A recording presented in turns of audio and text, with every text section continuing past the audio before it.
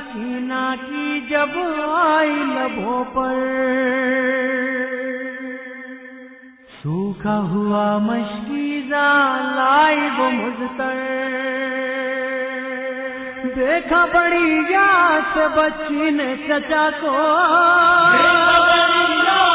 بچی نے چچا کو جھٹ سے ادب جوڑ کے کہنے لگی رو کر، یہ لو مشعلم تم کو میری قسم، آؤ دلا دوں میں اذن شہ امم، رکھ لو سکینہ کا یہ لا حول ولا قوة الا باللہ العلی العظیم۔ اعوذ باللہ من الشیطان اللعین الرجیم، بسم اللہ الرحمن الرحیم۔ الحمد للہ رب العالمین، والصلاة والسلام علی سید الانبیاء والمرسلین،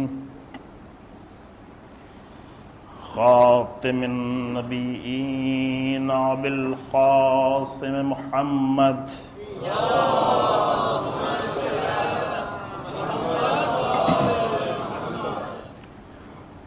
ثم الصلاة والسلام على أهل بيته الأطيبين الأطهرين المعصومين المظلومين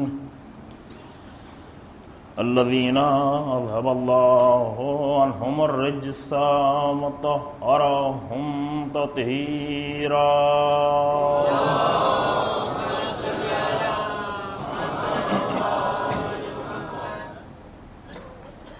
باللعنة الدائمة الباقية على أعدائهم أجمعين، أما بعد، فقد قال حسین بن علی علیہما الصلاة والسلام،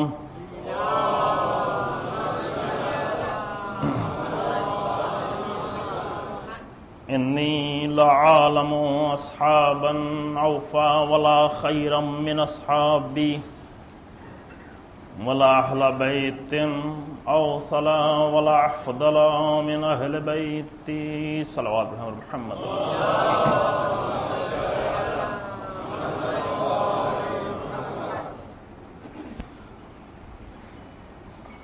امام حسین علیہ السلام کے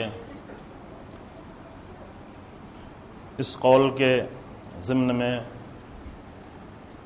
اصحاب حسینی کی خصوصیات اور ان کے کردار پر ایک مختصر سی روشنی ڈالنے کی کوشش کی جا رہی ہے ان چند دنوں میں۔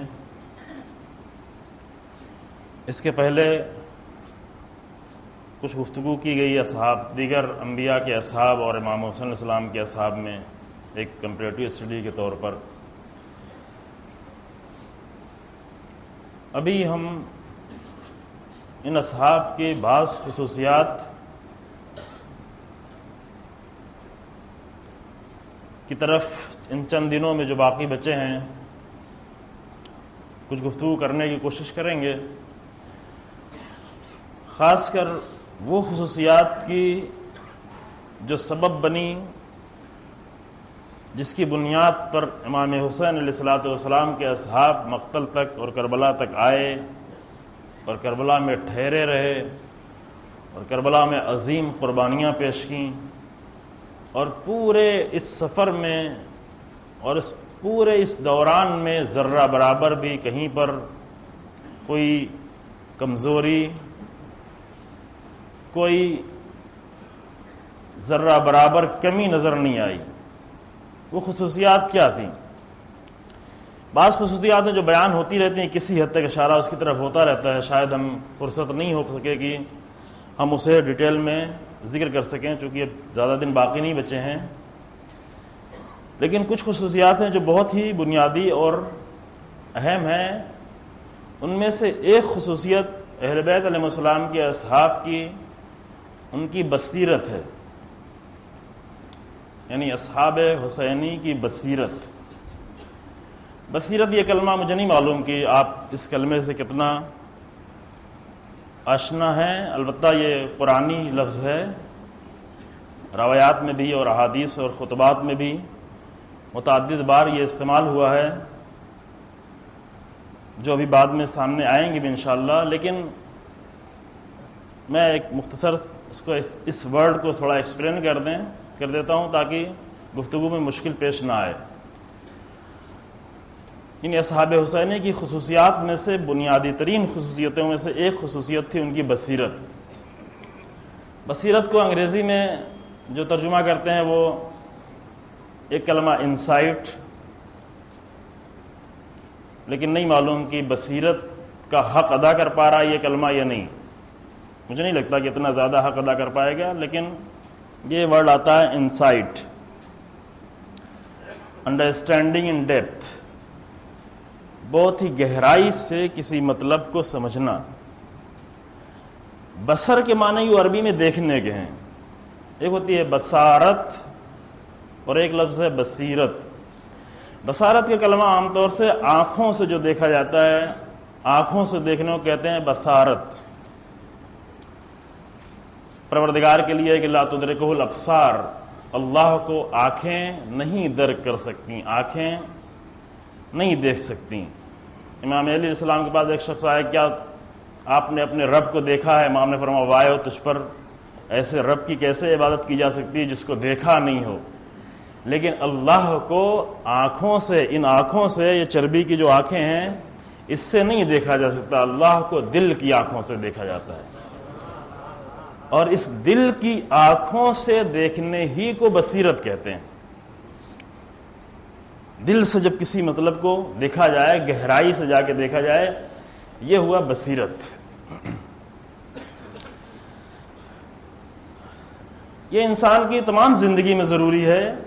جتنا زیادہ انسان کی بصیرت، جیسے آپ کی گفتگو چل رہی ہے برادر عزیز، انگلش میں جو لیکچر ہو رہا ہے اسلامی ویلیوز پر اور ہیومن ویلیوز پر اور کربلا کے جو ویلیوز ہیں، ان ویلیوز میں سے ایک بہت بڑی ویلیو، انسانیت کی ویلیو، یہ بصیرت ہے، جس پہ نہیں گفتگو ہوتی۔ یعنی کسی مطلب کو گہرائی سے دیکھنا۔ ہم جب آتے ہیں دین کے مسئلے میں تو بس یہ سمجھتے ہیں کہ کچھ عبادتیں کر لینا، کچھ نمازیں پڑھ لینا، کچھ دعائیں کر لینا، کچھ کھا لینا اور کچھ کھلا دینا، بس یہ دین مکمل ہو گیا، اور ان مسائل کی طرف متوجہ ہی نہیں ہوتے جس سے دین اپنے کمال کی منزلوں تک پہنچتا ہے۔ اور دین کو اور دینداری کو کمال تک پہنچانے کا ایک راستہ یہ ہے کہ انسان کے اندر بصیرت پیدا ہو جائے، صرف ظاہر کو، ہر چیز کی ظاہر کو نہیں دیکھے بلکہ اس کی گہرائیوں میں دیکھنا شروع ہے۔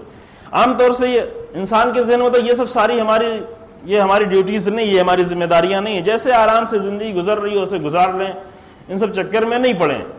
لیکن نہیں عزیزو، اگر اس میں انسان اپنے آپ کو نہیں ڈالتا، گہرائیوں میں نہیں جا رہا، انسان پسند نہیں کرتا گہرائیوں میں جانا، تو وہ بلندیوں کو بھی حاصل نہیں کر سکتا۔ حتی دنیا کے مسائل میں ایک اسٹوڈنٹ اگر وہ یونیورسٹی میں پڑھ رہا ہے، اگر وہ گہرائی سے نہیں پڑھنا چاہتا تو وہ کبھی کامیاب نہیں ہو سکتا۔ کامیابی کا راز یہ ہے، جیسے وہ دریا کے کنارے جاتے ہیں، بعض لوگ دریا میں جا کر اس کو دیکھ کے خوش ہو کے چلے آتے ہیں، یہ دریا کا منظر اچھا ہے، دریا، سمندر، سی یا اوسن، صرف اس کا منظر دیکھ کے چلے آتے ہیں، وہ بھی ایک اچھا ہے، اچھا منظر ہوتا ہے، خوش ہوتا ہے آدمی۔ ممکن ہے وہاں جا کر اس کی عظمت کو دیکھ کے اللہ کی عظمت کا احساس کرے اور ایک اس کی عبادت بھی ہو جائے۔ البتہ ابھی دریا کو اس لائق نہیں چھوڑا گیا، اس کو گناہوں کا مرکز بنا دیا گیا ہے۔ لیکن یہ وہ مقامات وہ ہیں جہاں پر انسان جائے اور بے اختیار اپنے پروردگار کے چند سجدے کرے، کیونکہ وہاں اس کی عظمت کو دیکھ کے اللہ کی عظمت کا احساس کر سکتا ہے انسان۔ لیکن کچھ لوگ جاتے ہیں صرف دیکھ کے وہاں سے چلے آتے ہیں، کچھ لوگ جاتے ہیں وہاں سے اوپر سے کچھ مثلاً کیا کہتے ہیں جو سیپیاں باہر پھسل پھسل کے آتی ہیں موجوں کے ساتھ ساتھ، اسے بچے جا کے کھیلتے ہیں تھوڑی دیر کے لیے، وہ لے کے چلے آتے ہیں۔ لیکن کچھ لوگ وہ ہوتے ہیں جو ان سب سے ان کا دل نہیں بھرتا، وہ بہت دریا کے ڈیپ میں جاتے ہیں، اندر گہرائی میں، اور گہرائی میں جا کے وہاں سے طرح طرح کے موتی اور لولو مرجان، اچھی اچھی چیزیں نیچے سے تلاش کر کے لاتے ہیں گہرائی میں۔ یہ جو گہرائی میں جانے کی جس کی عادت ہو جائے، وہ انسان جو باہر سے صرف دریا کو دیکھ رہا ہے، سمندر کو، وہ سوچ کے گھبراتا ہے۔ اگر اس کو وہ منظر دکھا دیا جائے کہ ایک آدمی گہرائی میں جا رہا ہے، اسے دیکھ کے ڈر جاتا ہے۔ لیکن جو گہرائی میں جانے کی عادت کر لے، اسے وہیں پر مزہ آتا ہے۔ ہے نا. لہذا گہرائی میں جانے کی فکر، جیسے یہ کربلا، یہ ذکر عزاداری، یہ حسین ابن علی کا ذکر، یہ اصحاب حسینی کا ذکر. ایک یہ کہ صرف اوپر سے کچھ ذکر کر لیا، تھوڑا سا کچھ آنسو بہا لیا، کالا کپڑا پہن کے آ گئے. تو یہ سب ضروری ہے، البتہ ہر وہ چیز کی جو انسان جس سے لگے کہ یہ انسان عزادار ہے اس کا اہتمام کریں اور زیادہ سے زیادہ اہتمام کریں. لیکن یہی سب کچھ نہیں ہے. عزاداری کی اور گہرائی میں جانے کی ضرورت ہے. صرف اوپر سے دیکھ کے آ جائیں کہ دوسرے بھی وہ دیکھتے ہیں ہم بھی دیکھ کے آ جائیں، نہ اس کی گہرائی میں جائیں تو اس عزاداری میں بہت ہی عظیم موتیاں نظر آئیں گی. دریا میں جو نظر آتی ہیں، عزاداری میں بہت ہی عظیم ہیرے اور جواہرات جو پوری انسانیت کو زینت دے دیں، پوری انسانیت کا مقدر روشن کر دیں، وہ اس عزاداری میں موجود ہے. امام علی علیہ السلام فرماتے ہیں کہ کچھ لوگ وہ ہیں، صلوات پڑھیں آپ ذرا، اللہم صلی اللہ. فرماتے ہیں کچھ لوگ وہ ہیں کہ جن کی عقلیں ان کی آنکھوں میں ہوتی ہیں، اور کچھ لوگ وہ ہیں جن کی آنکھیں ان کی عقل میں ہوتی ہیں. کیا مطلب اس کا؟ یعنی کچھ لوگ وہ ہوتے ہیں کہ جو کچھ دیکھتے ہیں صرف وہی سمجھتے ہیں، اس سے آگے کچھ نہیں سمجھتے. یعنی جو دکھ رہا ہے، بنی اسرائیل کا واقعہ آپ کے سامنے پیش کیا، خدا ان کو سمجھ میں نہیں آ رہا تھا، بالکل نہیں آ رہا تھا خدا. لہذا ایسے خدا کو ڈھونڈ رہے تھے جو دکھنے لگے، دکھائی پڑے. جناب موسیٰ سے بھی فرمائش کر رہے تھے، بار بار یہ فرمائش کر رہے تھے. عذاب بھی آیا ان کے اوپر، لیکن یہ مشکل ان کی حل نہیں ہوئی اور بعد تک یہ مشکل جاری رہی. کرسچینٹی میں مثلا ان کو اللہ سمجھ میں نہیں آ رہا، ایسا اللہ، ایسا خدا کی جو دکھائی نہیں پڑ رہا ہو. لہذا آگے اپنے نبی ہی کو اللہ کا بیٹا بنا دیا کہ یہ بھی خدا ہے.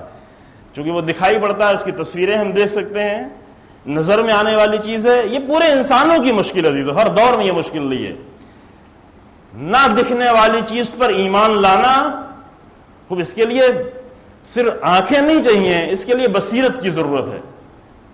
لہذا امام نے فرمایا کہ کچھ لوگ صرف ان کی عقل ان کی آنکھوں کے پاس ہے، جو کچھ دیکھتے ہیں بس وہی سمجھ لیتے ہیں یہی سب کچھ ہے، اس کے علاوہ کچھ نہیں ہے. اور کچھ لوگ وہ ہیں جو اپنی عقل سے، ان کی آنکھیں ان کے عقل کے پاس ہیں، اپنی عقل سے سب کچھ دیکھتے ہیں، صرف آنکھوں سے نہیں دیکھتے. دونوں میں بہت فرق ہو گیا. آنکھوں سے کیا دیکھا جاتا ہے؟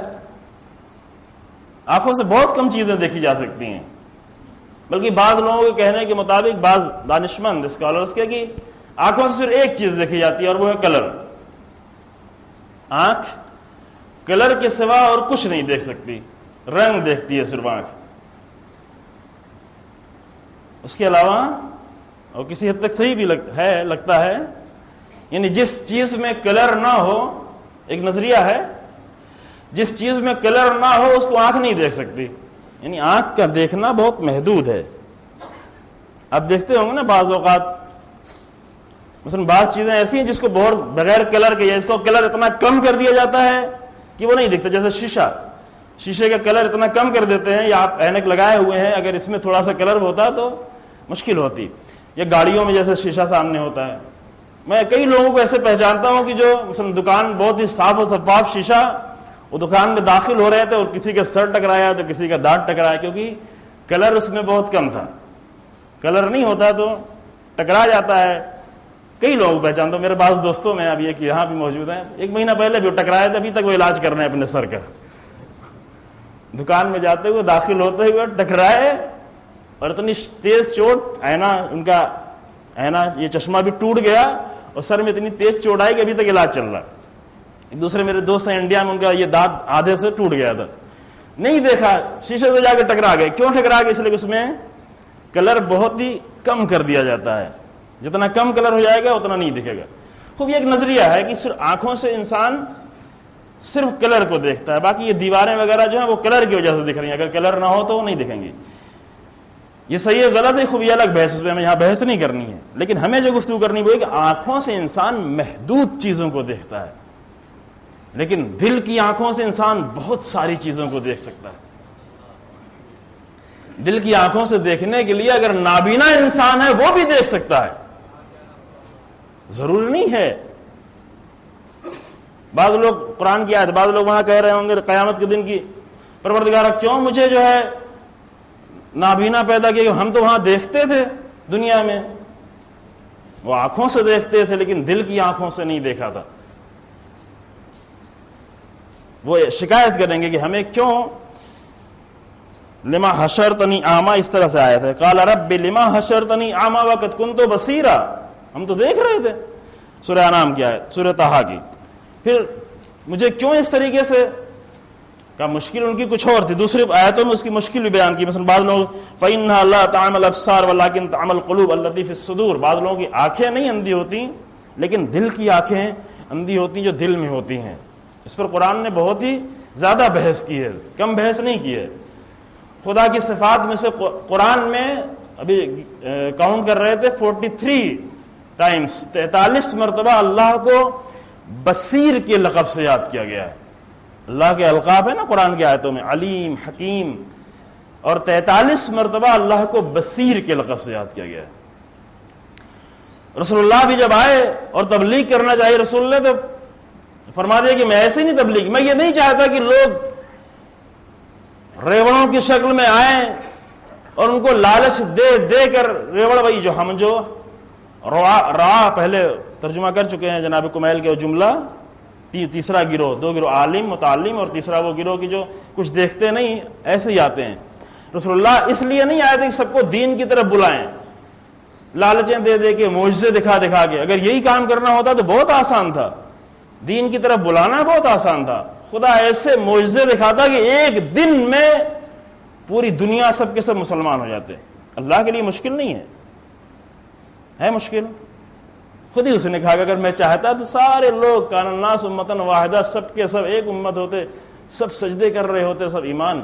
لیکن انسان کو اس لیے پیدا نہیں کیا گیا. فرشتے تو یہ کام کر رہے ہیں، فرشتوں کو اللہ نے چاہا تو ان کو سب کے سب سجدے کر رہے ہیں، سب رکوع کر رہے ہیں، سب عبادتیں کر رہے ہیں، کوئی تسبیح کر رہا ہے، کوئی تحلیل کر رہا ہے. اگر اللہ چاہتا تو انسان کو بھی اس طرح کر سکتا تھا. رسول اللہ ایسے معجزے دکھاتے کہ سب کے سب مومن ہو جاتے، لیکن یہ کام نہیں کرنا تھا، کیونکہ معجزوں کے ذریعے سے جو ایمان آتا ہے وہ بہت جلدی سے واپس بھی چلا جاتا ہے، بغیر سمجھے ہوئے، بغیر بصیرت کا ایمان، بغیر بصیرت کے. جیسے جناب موسیٰ کے ساتھ جو قوم آئی تھی وہ کون سی تھی؟ یہ ایک نبی جناب موسیٰ، ان کی مجبوری تھی البتہ، لیکن انہوں نے سب سے زیادہ معجزے دکھائے. اتنا معجزہ کسی بھی نبی نے نہیں دکھایا. بھوکے ہوئے تو معجزہ، پیاسے ہوئے تو معجزہ، کبھی من و سلوا آ رہا ہے، کبھی پتھر پہ مار رہے ہیں تو چشمہ ابل رہا ہے، کبھی دریا میں راستہ بن رہا ہے، کبھی کچھ ہو رہا ہے، کبھی ہر طرف معجزہ. کتنے معجزے دکھائے.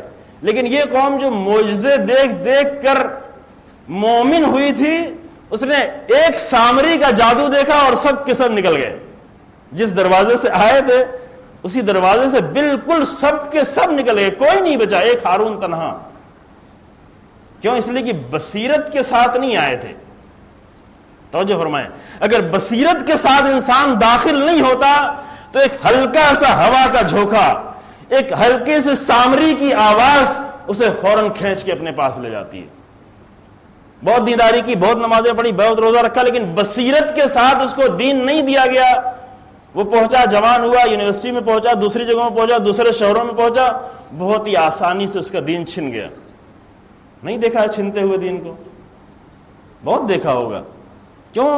اس لیے کہ وہ دین بصیرت کے ساتھ نہیں تھا، گہرائی کے ساتھ نہیں تھا، سمجھ کے ساتھ دین نہیں تھا. لہذا رسول اللہ نے فرمایا کہ رسول اللہ سے کہا گیا کہ آپ کہہ دیں، تاکید کی گئی کہ اے رسول آپ کہہ دیں، قل ان ھذہ سبیلی، قل ھذہ سبیلی، اے رسول کہہ دیں کہ یہ میرا راستہ ہے. ادعو الی اللہ علی بصیرۃ، ہم لوگوں کو اللہ کی طرف بلا رہے ہیں، لالچ دے کے نہیں، معجزے دکھا کے نہیں، بصیرت کی بنیاد پر بلا رہے ہیں، سمجھا کر، معرفت کے ساتھ.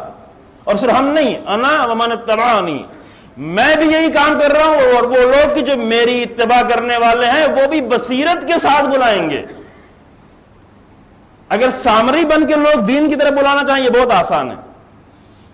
توجہ فرما رہے ہیں؟ سامری کا ایک بہت بڑا کردار پچھلے سال میں تھوڑا سا بیان کر چکا ہوں، اس لیے وہ نہیں جاؤں گا ڈیٹیل میں.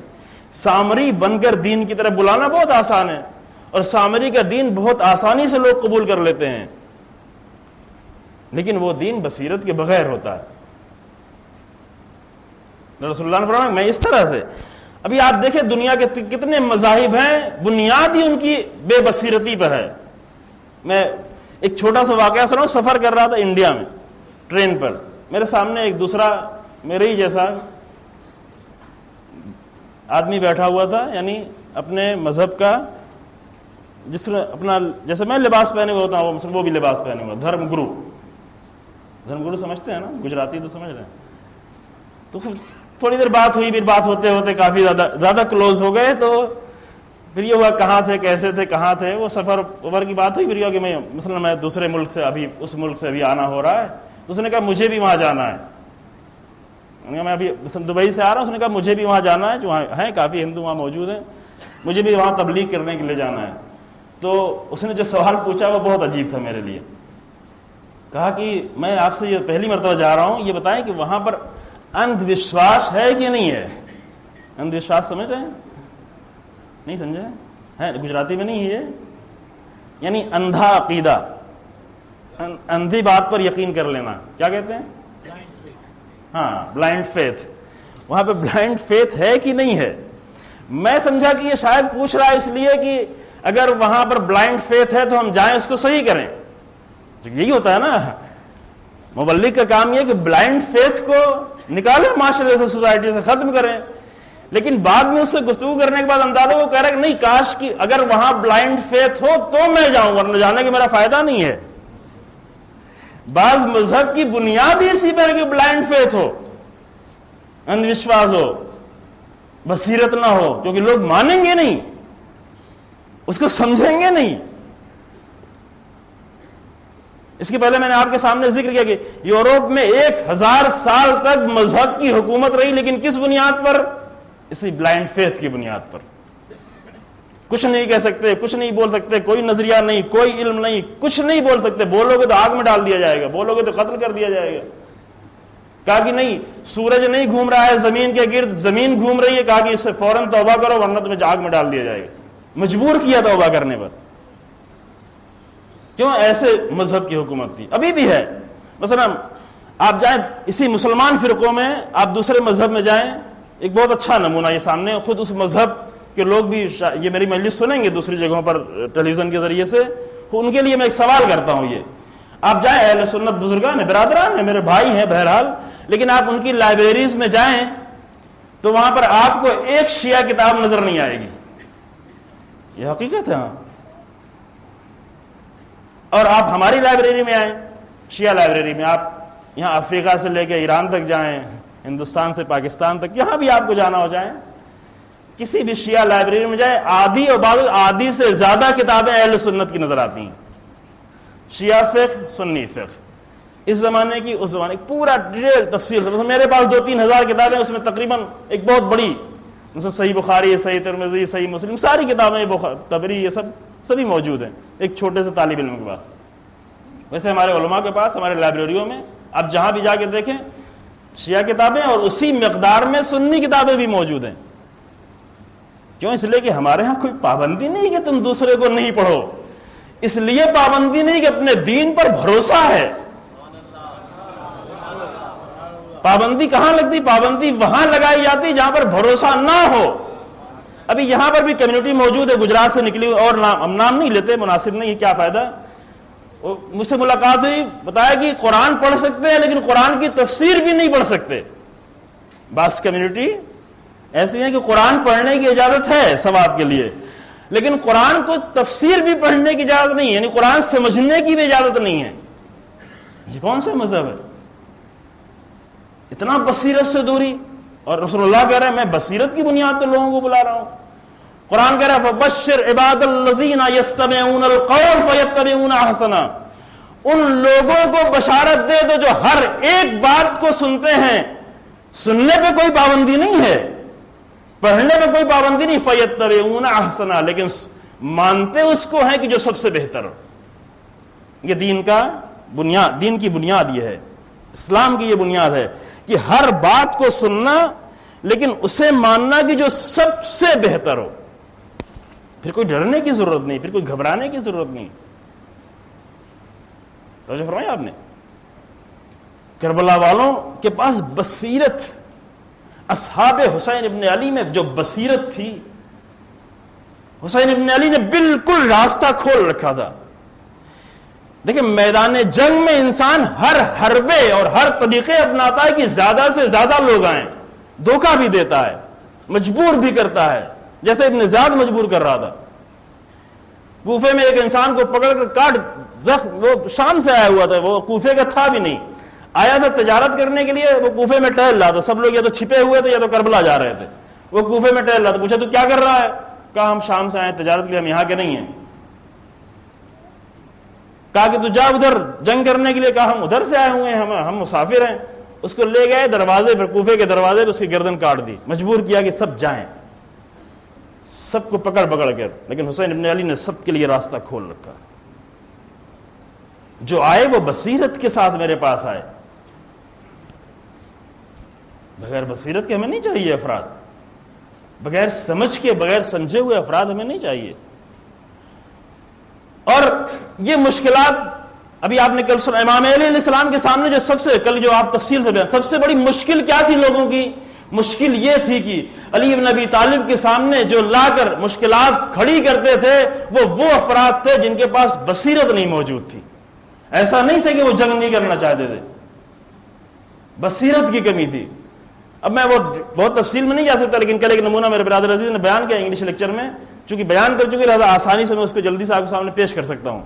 زبیر ایک ایسا انسان ہے, زبیر ابن عوام کون سا انسان ہے؟ جو خود امام علیہ السلام کے رشتہ دار ہے, غالباً پھوپھی زاد بھائی ہے, کزن ہو رہا ہے, جس کا ایک عظیم کردار ہے تاریخ اسلام میں, جس کو سیف الاسلام کا لقب دیا گیا, اسلام کی تلوار. اور واقعاً وہ تھا. جنگ احد میں علی ابن ابی طالب کے ساتھ ساتھ جنگ کرنے والا یہ واحد انسان تھا جو جنگ کرتا رہا. سب بھاگ رہے, سب پہاڑوں کی بلندیوں پر, لیکن یہ لڑ رہا تھا, زبیر لڑ رہا تھا, آخر تک لڑتا رہا جنگ احد میں. کچھ لوگ شہید بھی ہوئے, بعض خواتین بھی شہید ہوئیں, جن کی غیرت نے گوارا نہیں کیا رسول اللہ کو تنہا چھوڑ کے جانا, وہ آگے شہید ہو گئے. جناب حمزہ کی شہادت ہو گئی, لیکن زبیر لڑتا رہا, اور ہر جنگ میں اپنی تلوار کے ساتھ آگے, فرنٹ لائن میں, بالکل آگے آگے. حتیٰ رسول اللہ کی وفات کے بعد جب بعض روایتوں کے حساب سے 4 لوگ بچے تھے جو بالکل صحیح ایمان پر باقی تھے,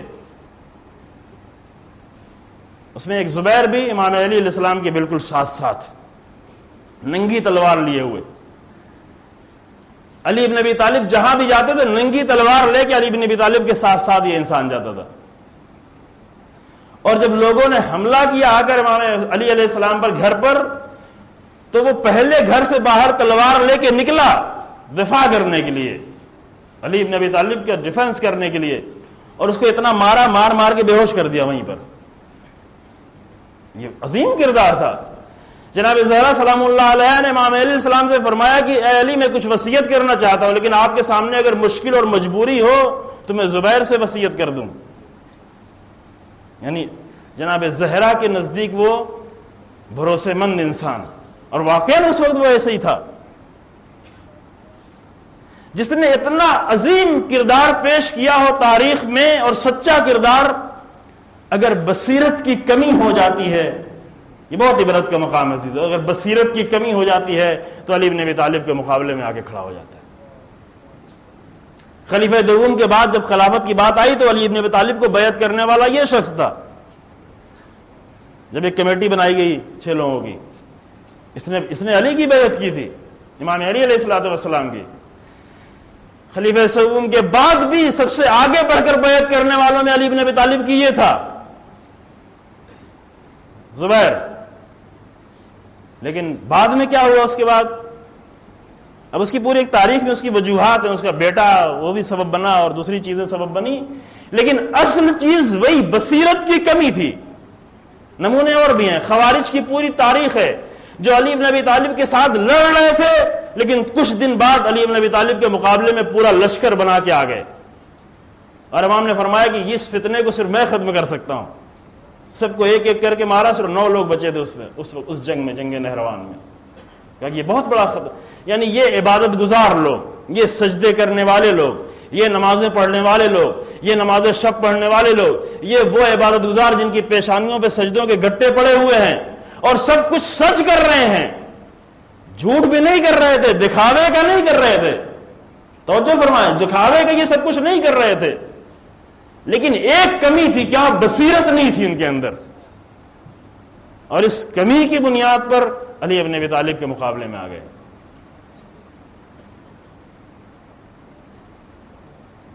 لیکن جو کربلا میں آئے تھے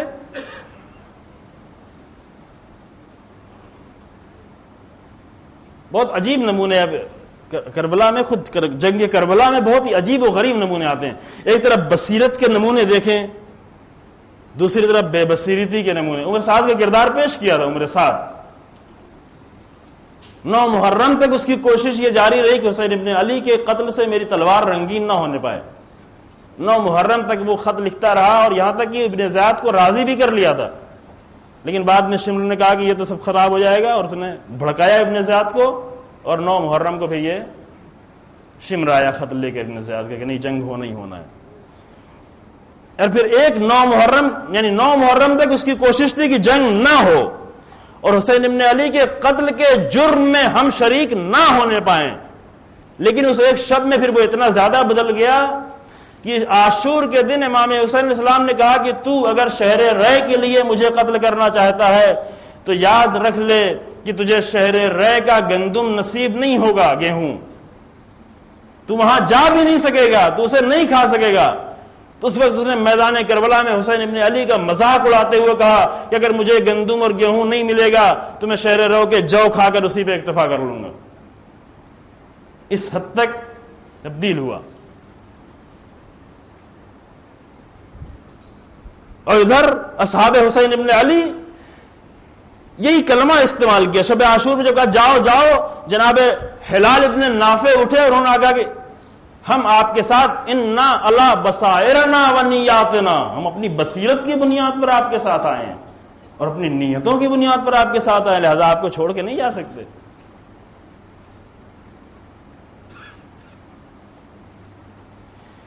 اس جنگ میں دیکھیں, بعض وقت ہمارے چونکہ عام طور سے ذہن میں ہوتا ہے کربلا کے جو لشکر, یزیدی لشکر ہے, تصور یہ ہے کہ وہ لوگ بالکل کافر تھے, وہ لوگ بالکل بے دین لوگ تھے.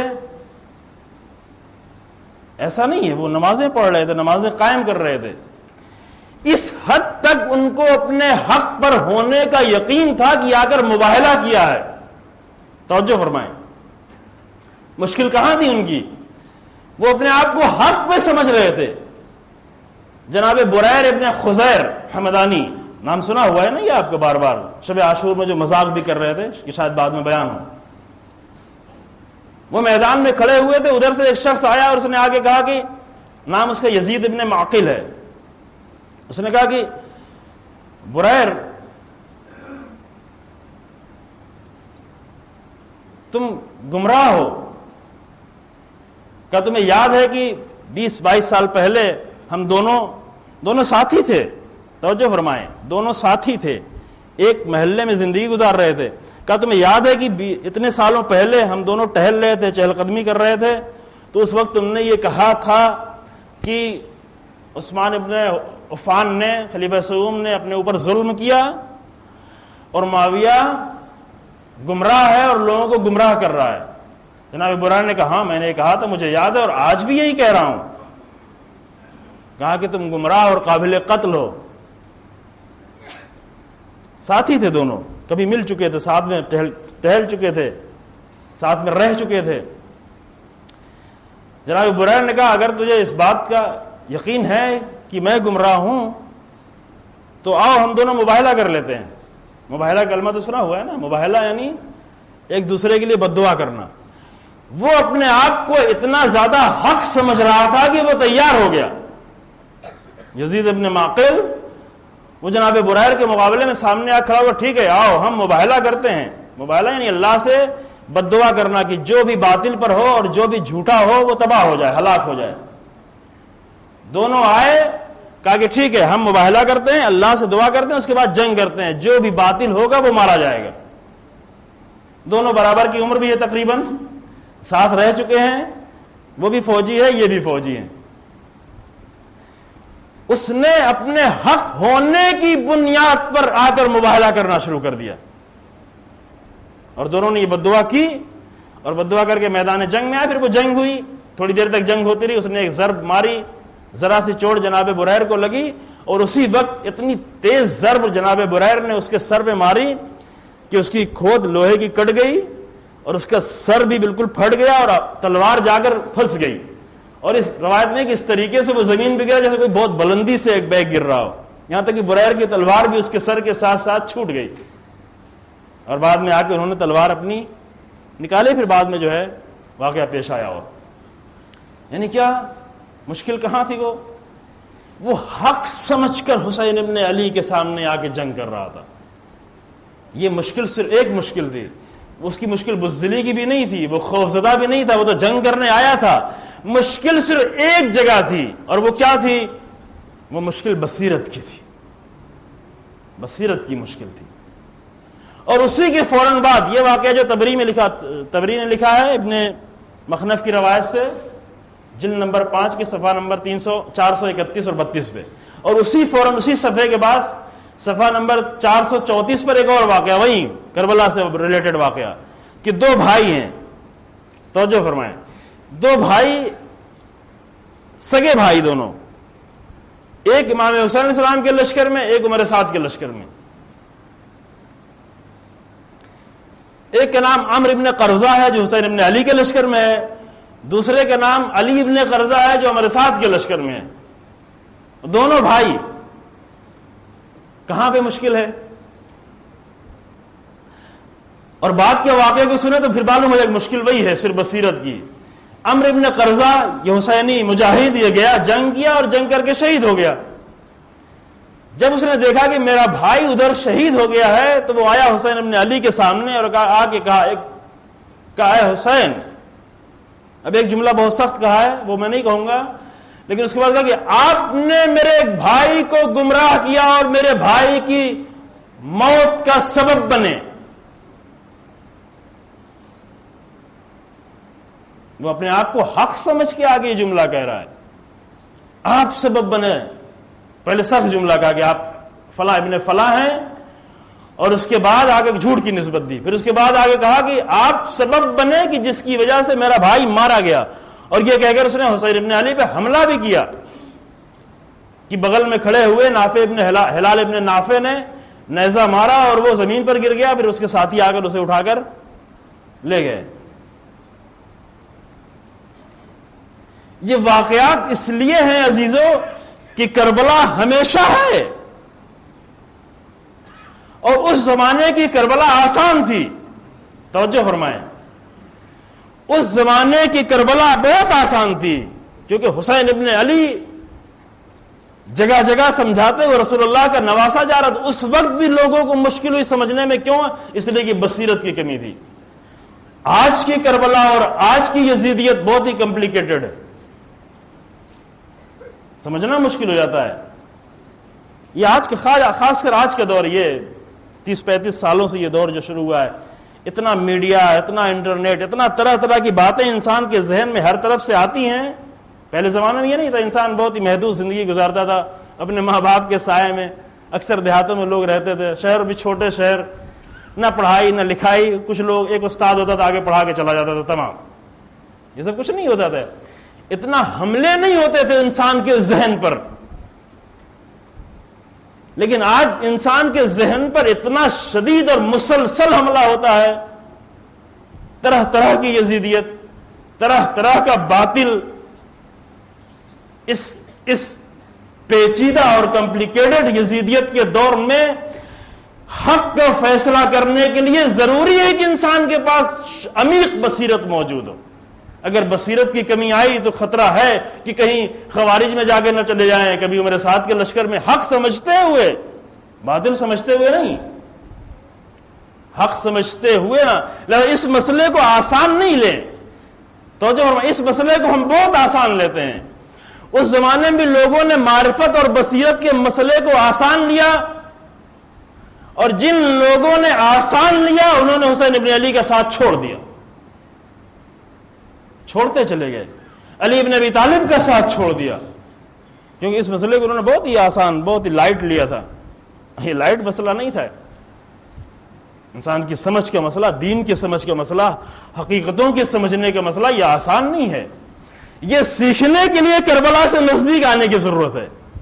میرے ایک جوان بھائی نے بعد میں مجلس کے 2 دن پہلے سے پوچھا کہ آپ یہ پڑھ رہے ہیں اصحاب حسینی کردار خوب، آپ یہ پڑھ رہے ہیں، کیسے اس کو اپنایا جائے، اپنانے کا طریقہ کیا ہے؟ ہم نے کہا بہت خوشی، الحمدللہ، خدا کا شکر ادا کیا کہ خوب یہ فکر آئی کسی کے ذہن میں کہ ہاں اس کے اپنانے کی فکر کرنا شروع کرے۔ وہ اپنانے کا طریقہ یہی ہے کہ کربلائی کرداروں سے اپنے آپ کو نزدیک کرنا انسان شروع کرے۔ اصحاب حسینی کا ایک کردار بصیرت ہے، عمیق بصیرت۔ جب امام صادق علیہ الصلوۃ والسلام کے سامنے جناب عباس کا ذکر ہوا، جناب ابو الفضل العباس، اللہم صلی اللہ علیہ وسلم،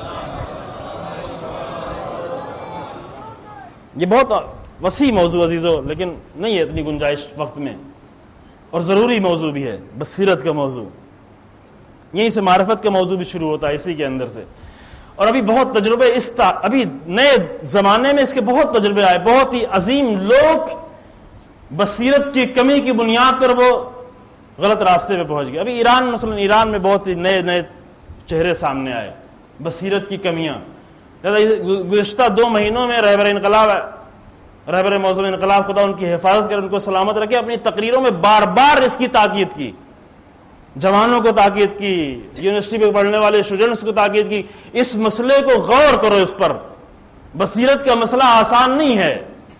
بہت مخلص لوگ بصیرت کی کمی کی وجہ سے گمراہی کے راستے پہ چلے جاتے ہیں، مخلص لوگ، خوارج لوگ مخلص لوگ تھے، امام علیہ السلام نے خود اس کی تائید کی۔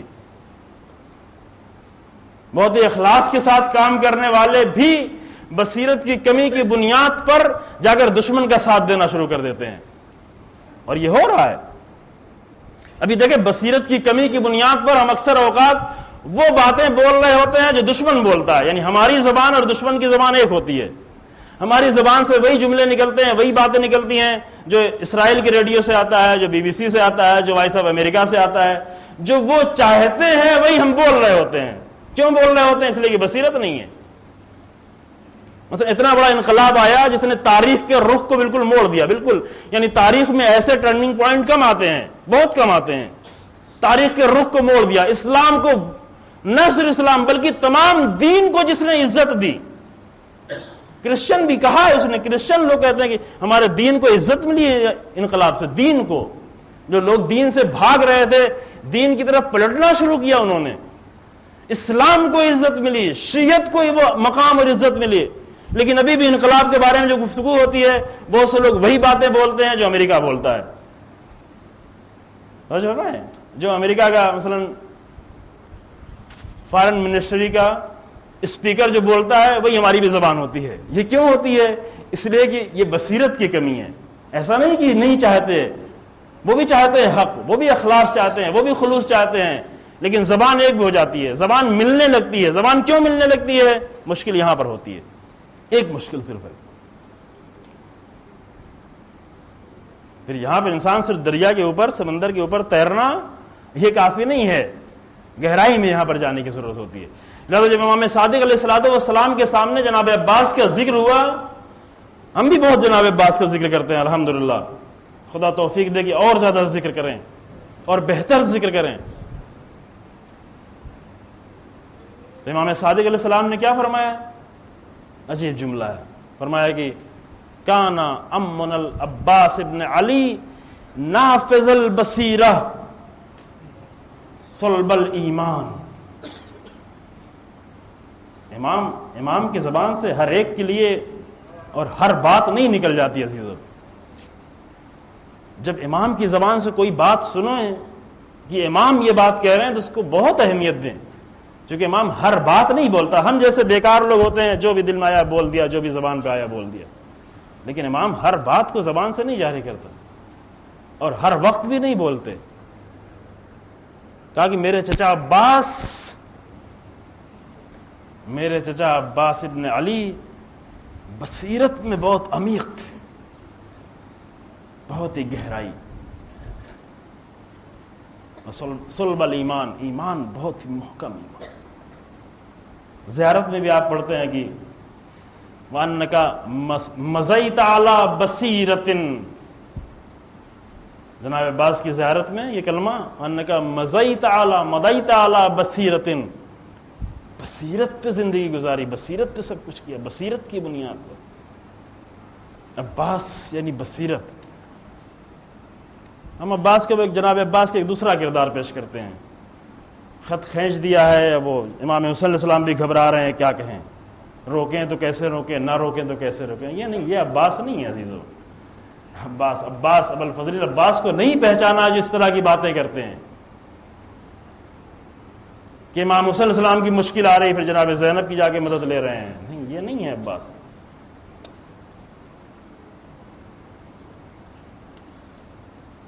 جب آپ تاریخ کے کسی بھی مقتل میں جا کے دیکھیں، یہ نہیں، یہ سب چیزیں ہیں، اصلاً نہیں ہے، جھوٹی روایت بھی اس طرح کی نہیں ہے، کیونکہ ہم جناب عباس کا ایک دوسرا نقشہ بنا کے پیش کرتے ہیں، لیکن امام صادق علیہ السلام نے ایک دوسرے عباس کو پیش کیا، ابو الفضل عباس۔ فرمایا کہ ایسا شہید کی روز حشر اللہ کے نزدیک عباس کا وہ مقام ہے کہ روز قیامت تمام شہداء ابو الفضل عباس پر غبطہ کر رہے ہوں گے، رش کر رہے ہوں گے۔ پتہ نہیں اس کے لیے آپ کیا کلمہ استعمال کرتے ہیں، رش کرنا سمجھ رہے ہیں نا، یعنی کاش کی مجھے بھی وہ مقام ملتا۔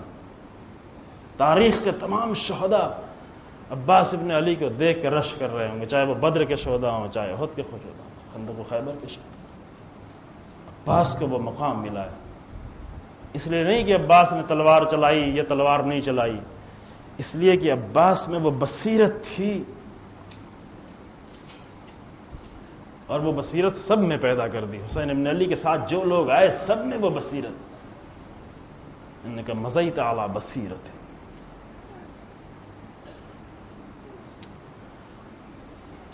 شب عاشور جب شمر آیا اور کہا کہ یبنا یا بنو اختی، اے میرے بہن کے بیٹو، مجھے تم سے کچھ کام ہے، گفتگو کرنی ہے، جو کہ ایک رشتہ داری تھی ماں کی طرف سے، خاندانی۔ جناب ام البنین اسی قبیلے سے تھی جس قبیلے سے یہ ملعون شمر تھا، اور وہ آیا امان نامہ لے کے، ہمیں آپ سے کچھ کام ہے۔ حسین ابن جناب عباس امام حسین علیہ السلام کے سامنے بیٹھے ہوئے ہیں، اس کی طرف مڑ کے دیکھا بھی نہیں، چونکہ ادب یہی ہے کہ حسین ابن علی کے سامنے اگر بیٹھے ہوئے ہوں تو پھر کسی کی بات، پھر امام نے خود ہی فرمایا اگر وہ فاسق ہی صحیح لیکن جاؤ اس کی بات کا جواب دو۔ کہا کہ عباس تمہارے لیے اور تمہارے بھائیوں کے لیے امان نامہ لے کے آئے ہیں۔ ایسے یہ امان نامہ اس لیے نہیں ہے کہ شمر کو عباس پہ بہت رحم آ رہا ہے، بچانا چاہ رہا ہے، نہیں، یہ خوف بھی طاری ہے کہ ہمارے پاس لشکر بہت بڑا ہے، ہمارا میمنہ مضبوط ہے، میسرہ مضبوط ہے، دریا پر 4000 کے سپاہی تیر لیے بیٹھے ہوئے ہیں، لیکن آخر ادھر عباس بھی تو ہیں، عباس کے ہوتے ہوئے جنگ ذرا مشکل ہوتا ہے۔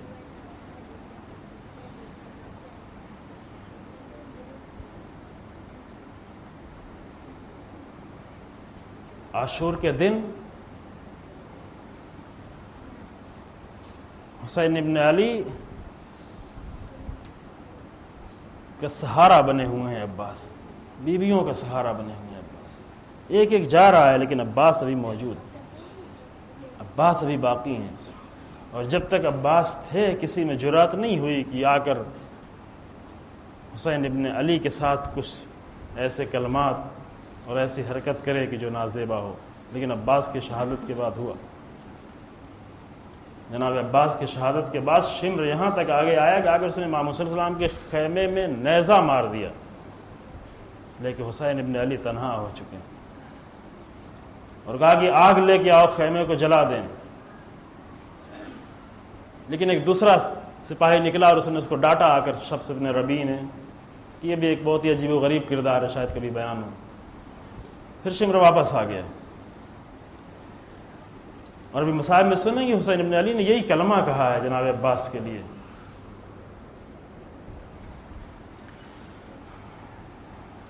شب عاشور بیویوں کو بہت سہارا تھا، بچوں کو بھی سہارا تھا، پیاسے تھے، بھوک کی شدت تھی، پیاس کی شدت تھی، لیکن جب عباس ابن علی پہ نظر پڑتی تھی تو سکون ہو جاتا تھا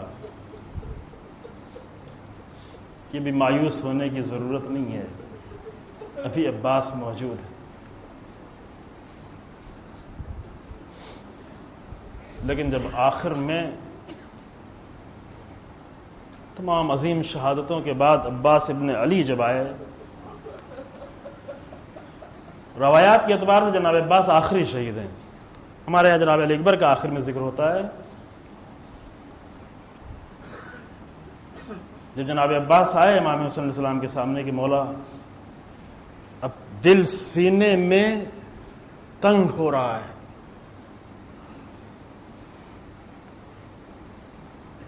کن کن لاشوں کو اٹھا کے لائے ہیں،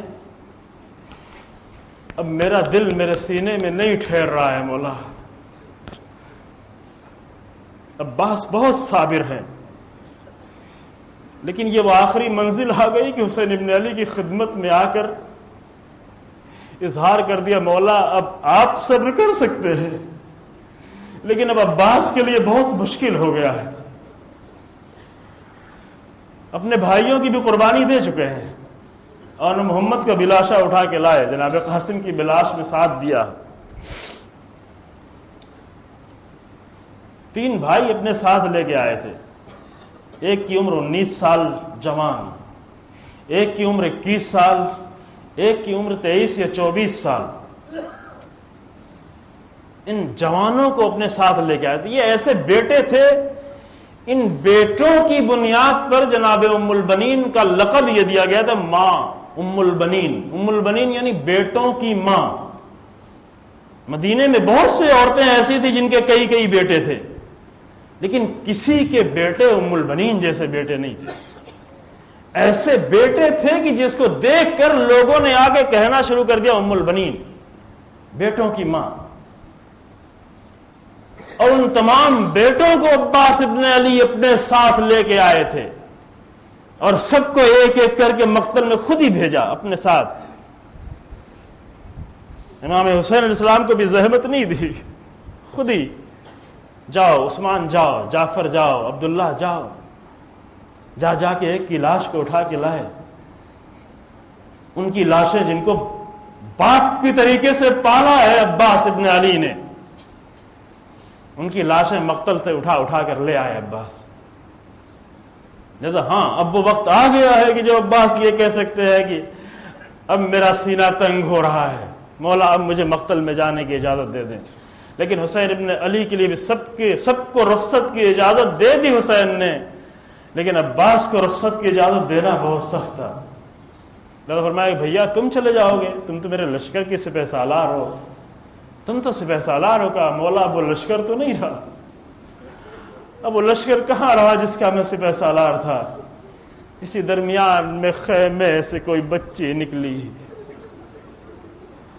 بچوں کے پیاس کی صدائیں آئی. حسین ابن علی کے لیے مرحلہ آسان ہو گیا. عباس کو مقتل میں جانے کی اجازت تو نہیں دے سکتے تھے، لیکن فرمایا ہاں بھیا عباس اگر تم جانا ہی چاہتے ہو تو جاؤ ان بچوں کے لیے پانی کی سبیل کر دو.